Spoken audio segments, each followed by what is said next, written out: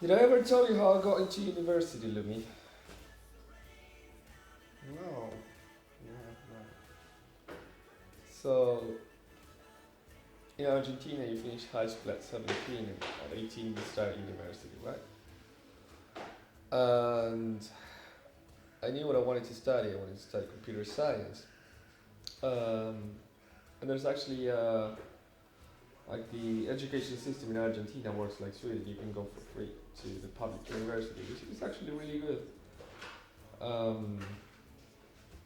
But the course that I had, there are actually like two big public university, one that's like general and one that's specifically for technical purposes. And the exact course that I wanted in the general one, they didn't, well, I mean, it was something similar, but not exactly what I wanted. And the other one, people that went there told me that it really sucked. It was very outdated as a program. And it was kind of like I don't know, like very 80s, like 20 years before that. Hey Bruno, Yo. where did the ping pong table go? It was in the garage, but maybe it was moved. I'm thinking the weather has been nice-ish. Put it up. If you want to, I can help you. Yeah. We'll see how it goes today. The weather like. Sure. Burglar spotted. It's Romania, but it's not a burglar. So I wanted to go to this private university. That it was really, really good. The courses they have were amazing, and it's like, if not the best, one of the best engineering schools in South America. So I really wanted to go there. It cost a lot of money. I told my mom and my dad, like, listen, I'm going to apply to the public one, I'm going to apply to the private one, but I'm also going to go to the private one if I get a scholarship. My dad is like, no, it's fine, I can pay. And I'm like, no, I don't want you to pay for it like that, because, I mean, it's unfair. My sister had was at a private university and she wasn't taking her studies too seriously back then. And I felt that because she was not doing well, she was kind of like putting this weight on my parents, and she didn't understand how, like, what money meant. So I'm like, no, I don't want you to pay for my studies. I'm going to get a scholarship. I'm gonna go there. I'm like, cool. At this point, I was in high school. I was kind of like this straight A student, didn't have to study. I just showed up. Oh, there's a test today. Always went well. The headmaster of my high school hated me. He said, like, you're gonna fail in life because you never apply yourself. You're a lazy cunt. And you're doing well now in high school because, well, high school is easy. But when you get to university, you'll fail. Your high school teacher told you that? My high school headmaster. Is that like the principal? Yeah. He was like, you're gonna fail. Your life is gonna how big suck. was your high school? I don't know, not that big. It was like 500 students. In all 4 years? Yeah. Or how many? Yeah. Okay. It was not that big. Well, that headmaster is a dick. Well, here's the thing. The fact that I remember that, it really motivated me apparently in the future, but I never stopped being lazy in that regard. The thing is that I go to university, and to get engineering you have to study for 6 years, but the first one you can do the test and not have to do the whole year.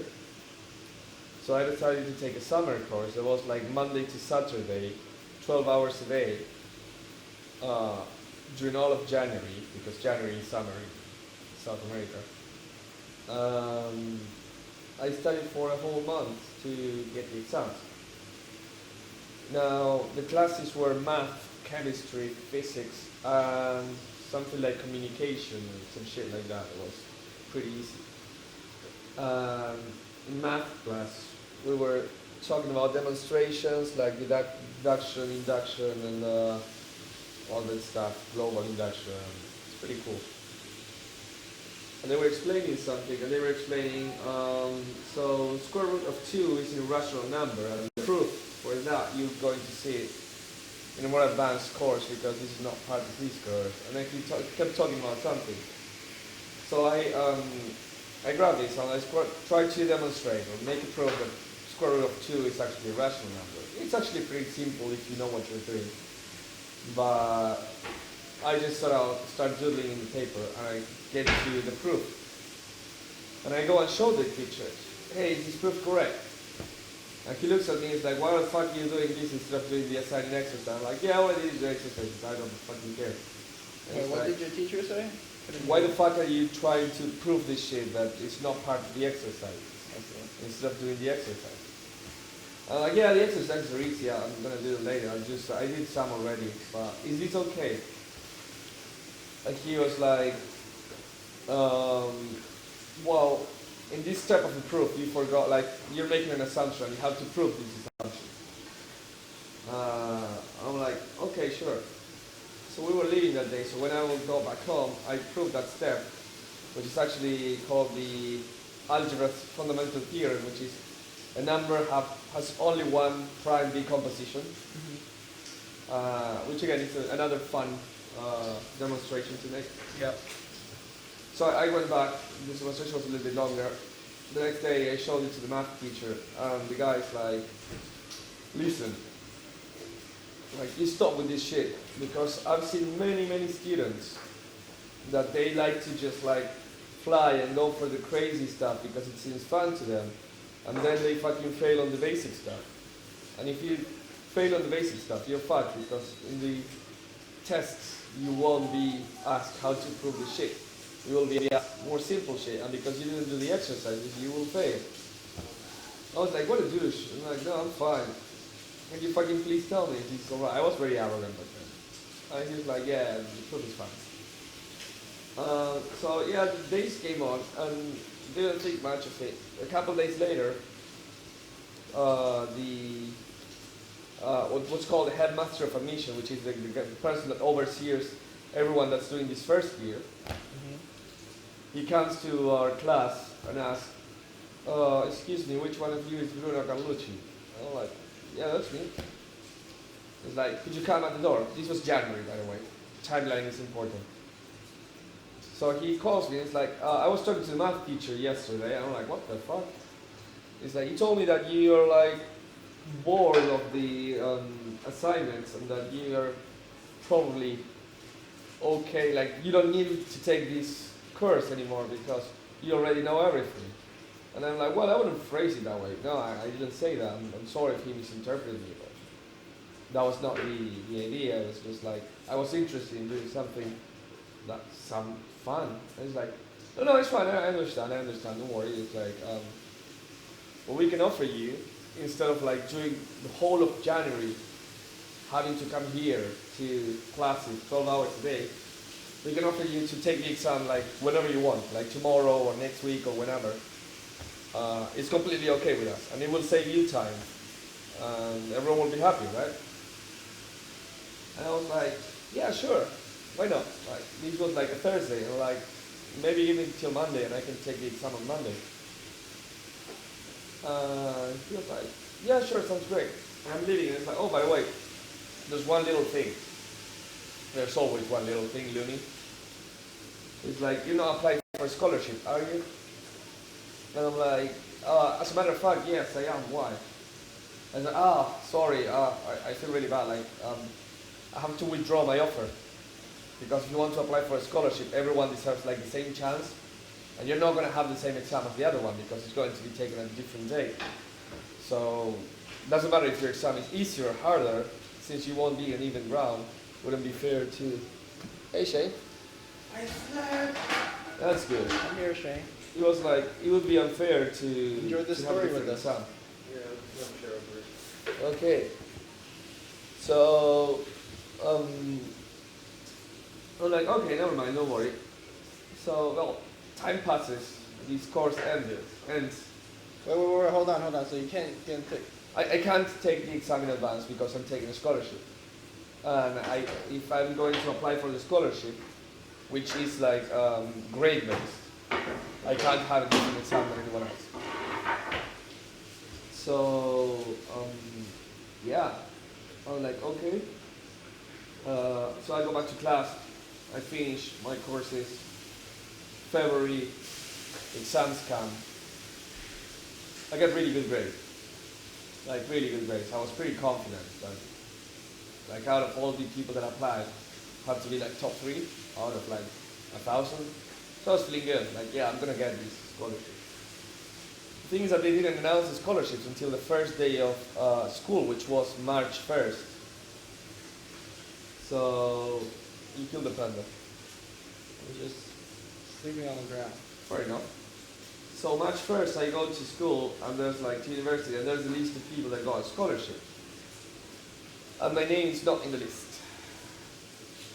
Okay. And I'm like, fuck. How can it be? And then the other thing that I remember was that there were 2 like factors that matter for scholarship. One was, of course, race, and the other one was like your economic situation. Uh-huh. So if someone was in more need, like financially, more in need than you for a scholarship, they would get them in front of you. And I'm like, that's probably maybe what happened. Okay, so people are poorer than you. Yes. I was there, and my parents came there because first day of university and everything. And I'm like really, really destroyed. On the verge of crying, having an emotional breakdown. And I'm like, well, okay, I'm gonna go to public university then. I'm gonna enroll there and have to like do another whole year of admission. And that was really sad. And my dad was like, don't worry, I'll pay this for you. I'm like, no, fuck that. I told you I don't want you. So, no, I'm just leaving. So, classes will start like in 15 minutes, and everyone was heading towards class, and I am literally walking towards the front door. And as I'm going to get to the front door, I find a familiar face, and it's the headmaster of admission, the guy that offered me to take the exam earlier. And he's like, Carlucci, how's it going? I saw your grades, congratulations, you did amazingly well. And I'm like, yeah, thank you, but I'm not sure it's gonna be enough. What do you mean? Like, well, I applied for a scholarship, and I didn't get it, so I won't be able to attend university. I'm going to have to go somewhere else. He's like, what? You didn't get a scholarship? I'm like, no. And that can't be. Let's go see the thing, like the list. He stares at the list, and the fucking list is not even like sorted alphabetically. So you had to go through every name just in case you like missed yours, right? We go through every name and no, my name is not there. And he's like, let me check again. He checks again. No, my name is not there. And at this point, I think I have a tear in my eye already. I'm just like, fuck this world, man. I really wanted this. And after like seeing the exams a month ago, I was entirely confident that I would go there. So this guy's like, whoa, slow down. Come here. And brings me to my parents to the conference room that's for teachers only. It's like, get here, what do you want to drink? Like some coffee, tea, anything? I'm like, no, have something to drink. I'm like, well, some tea if you don't mind. Like, yeah, sure. So he brings me a tea. And he's like, sit down here. Don't move out of here. I'll be back in like 5 minutes. So he leaves. I wait 5 minutes. I wouldn't say longest 5 minutes of my life, but they were pretty tough. He comes back and he's like, you know what, everything's sorted. I'm like, what? Yeah, you have 100% scholarship. Now go to school.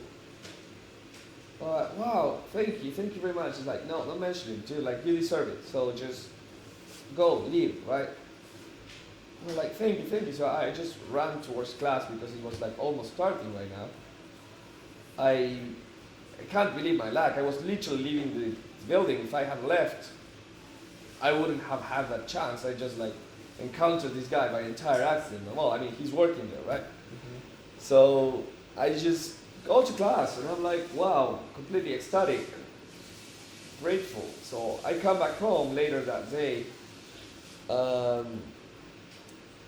I'm talking to my parents, like, yeah, how was your first day? And I'm like, yeah, it's great, whatever. My parents are like, you know what, like, you should bring this guy, like, a gift. It's just like a normally like Argentinian culture, if someone like does you a favor, it's not like you're paying for that. It's like a gesture. It's not, bribe. no, it's not a bribe. God damn it! It's like someone does something nice for you. Yeah. You bring them something, right? So he got him a nice bottle of wine, which was funny because I had to go to university with a bottle of wine in my backpack. It didn't look well, but I got a nice bottle of wine, and so a couple of days later, I just like I'm gonna find this guy, right? But I don't know where his office is. So I asked someone, it's like, do you know where Mr. Pelsner's office is? He's like, yeah, it's on the 4th floor, blah blah blah. And I go there and it's closed. I'm like, oh, maybe he's not here today, it's too early. And I go later and I don't find it either. And then I asked like someone in an office that was next to me, like, have you seen Mr. Pelsner? And he's like, no, he didn't come today. Okay, maybe tomorrow. So I go the next day and I can't find him either. I go the next day and I can't find him, and I go the next week. Like, it wasn't always, it was never there, and I just start asking if he was on holiday, and people are like, no, I don't know, he's normally in his office. I'm like, well, that's weird. Is he ripped? I'm not gonna spoil the end, but 2 weeks later, Holy fuck, he's ripped! after not finding him, I actually find a person that kinda knows what it's doing. Like, why do you want to talk to him? And it's like, no, I want to thank him for a favor that he did to me, and I want to talk to him about that. They're like, well, I mean, you can talk to this woman instead. I'm like, what the fuck? How does that, like, why would I thank this woman instead of him? Like, how to talk to him? Yeah, but this woman is now the headmaster of admission. I'm like, what? So I go to talk to this woman. I'm like, yeah, I look into Mr. Peltner because blah, blah, blah, and I tell her more or less the story. And she's like, oh, but Mr. Peltner doesn't work with us anymore. I'm like, what? What do you mean? Yeah, he retired. Like, he was in the retirement age. And he retired. He's not working at the building anymore. And I was like, wait a minute, when did he retire? Well, he retired February 1st.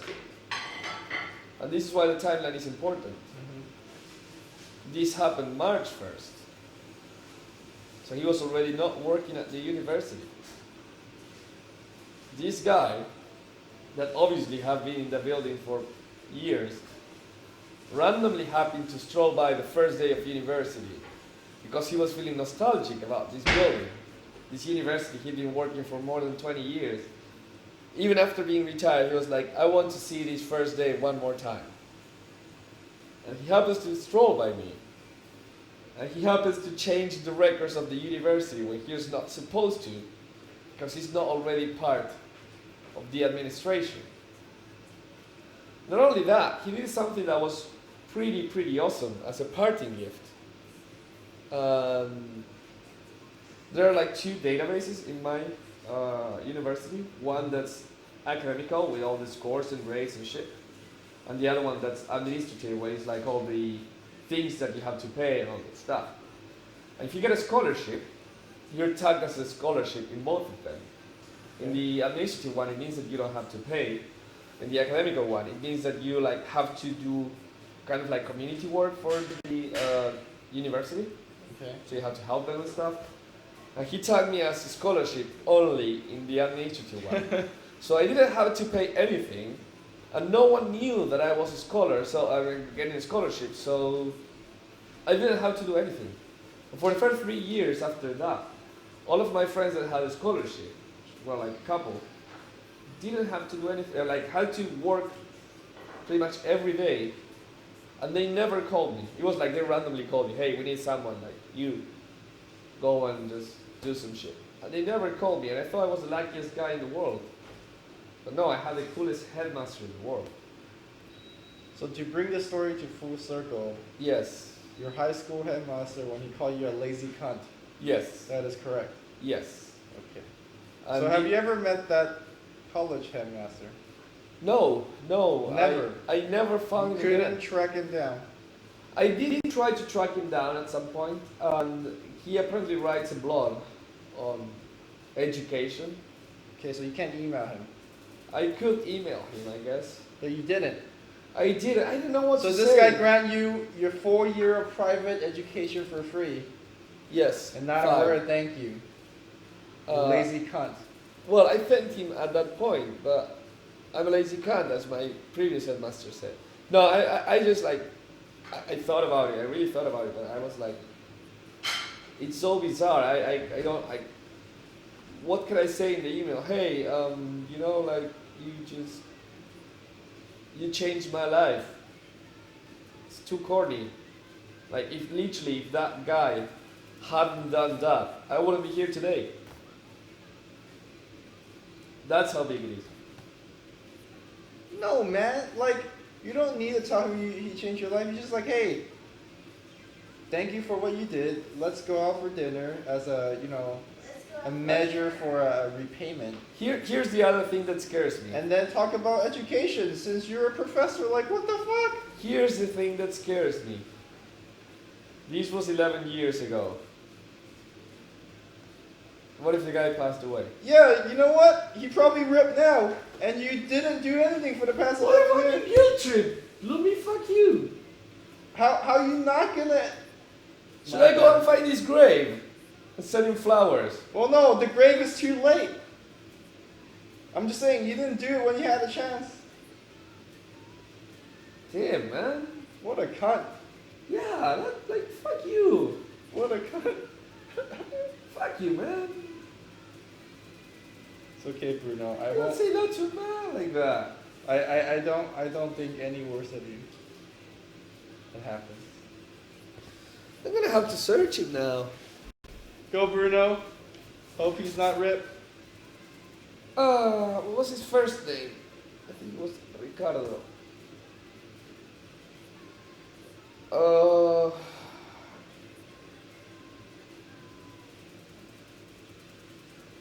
I remember his last name.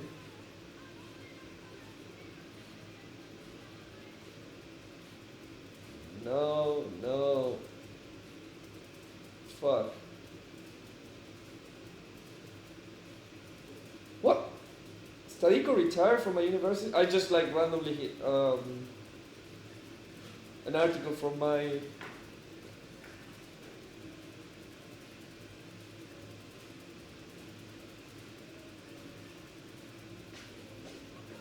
Jesus. The website of my university fucking suffers with it. I don't know why Chad is hating on me. Fuck! Because I'm telling you the importance of your teacher, and you should thank him for that, as a decent human being would. And by pointing that out, I'm a bad person. What is this? This fucking Chinese tough love, man. What's with this hate? Good news, the guy is still alive. All right. Bad news, some other teacher that was really cool died apparently. Well, that doesn't get that. Who cares? Whoa. He didn't give you scholarship. Dude, this teacher was amazing. This guy was like the biggest asshole there was, and that was the idea. I was like, you know how you like when you go to the army, like the drill sergeant just like treats you like shit. Okay. That was the guy that died. And he would teach you so much. He was a womanizer though, like horrible. But he was a good teacher. Rest in peace, Eduardo Starico. But on the other hand, Osvaldo Peusner is alive. There you go. Just send him an email. You could probably find his email from his blog. Let's see if he still has it. Fucking year 20XX, man. This technology. What?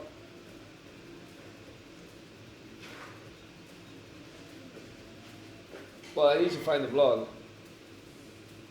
Yeah. Well, I found his social security number. That's good. What the fuck? What's with this Argentina security? Well, it's public information in Argentina. What, really? Well, I never understood. That sounds like, pretty dumb. No, here's the thing. Like, you can't do anything with only your social security number in Argentina. It's like something that you kind of need. Get ready to eat before Munchkin comes or something. Where's everyone else?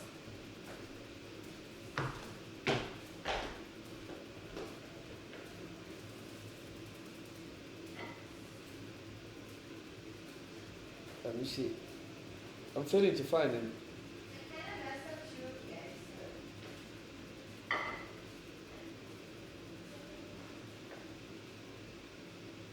Oh. Okay, he has a blog on humor. Damn, maybe he taught you more than you actually Yo, realized. your food. Do you want it here? It's good that I get messed up. Fucking plot twist. That is Bruno's future Okay, I'm self. gonna translate. I found this That about. ass. Your food. Before it gets Uh. cold. Can someone get Francino? Great story, Bruno. So I have an email. I think I have an email here. Okay, I'm gonna read like he has his profile. It's even in English. Who is Osvaldo? Or if you happen to read me a bit late, who was Osvaldo? But don't get sad yet. Osvaldo obtained 3 degrees at MIT, a major one in chemical engineering, a minor one in philosophy, and a medium one in life saving. Of course, he never saved anybody's life. Osvaldo practiced humor before he was fired from the numerous jobs and activity that he engaged and that we list below.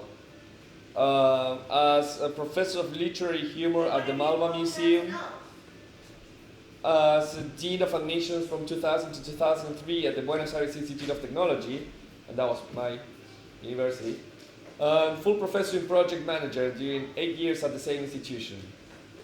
As a project manager during years at Tekin, the largest engineering, procurement and construction company in Argentina.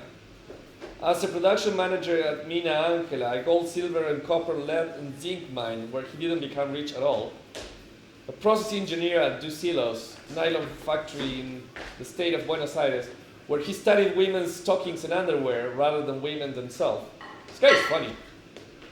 Professor of Theory of Knowledge, Epistemology at the National Technical University Graduate School, a course familiarly identified as Theory of Ignorance during his times.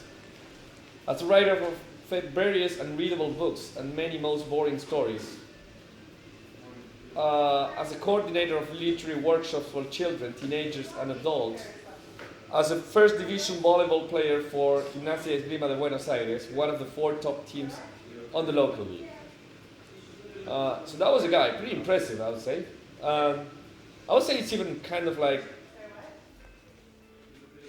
I can't find the word, but like, so funny that this guy dedicated himself to humor, being an engineer, and guess where I am now?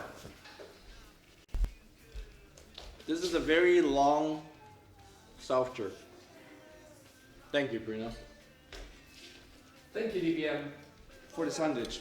When you release your self-jerk on me, it felt great. You know, we have to settle this. Good microphone. We have to solve this. Shoulder. Oh, okay. Very cool. That's gonna be a gift now. Did you hit Yumi? There's fucking abuse going on in the good studio.